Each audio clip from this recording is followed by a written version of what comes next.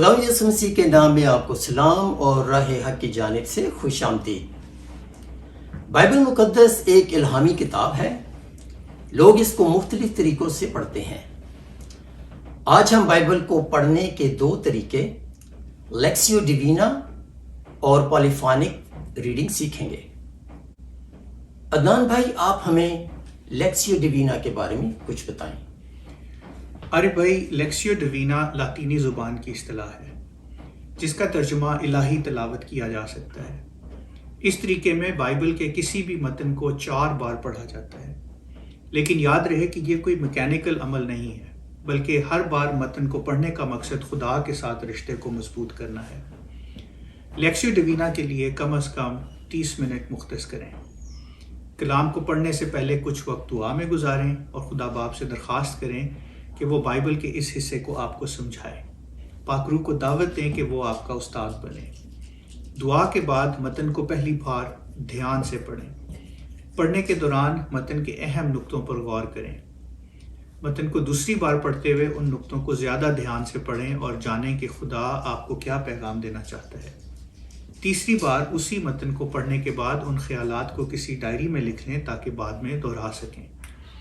متن کو چوتھی بار پڑھنے کے بعد 10 منٹ تک اس متن کے بارے میں سوچیں اور ان اہم نکات کو اپنے ذہن نشین کر لیں۔ عدنان بھائی، یہ تو آپ نے بہت ہی اچھا طریقہ بتایا ہے۔ اب ذرا سلیم بھائی سے بائبل کی پالیفونک ریڈنگ کے بارے میں جانتے ہیں۔ الہیات کے عالم کارل بارتھ کے الفاظ ہیں، Bible is the word of God, not the words of God۔ یعنی کہ بائبل خدا کا کلام ہے۔ جب ہم ایمان رکھتے ہیں کہ بائبل خدا کا کلام ہے تو بائبل کے پہلے صفحے کی پہلی آیت سے آخری صفحے کی آخری آیت تک ایک تسلسل ہے۔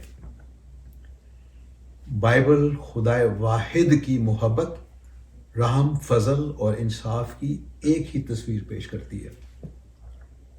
اس میں کوئی شک نہیں کہ بائبل مختلف زمانوں، تہذیبوں، حالات اور حکومتوں کے درمیان لکھی گئی، اور کبھی کبھی انسانی ذہن عقل ناقص کے باعث بائبل کے مختلف حصوں کی ہم آہنگی کو سمجھنے میں ناکام ہو جاتا ہے۔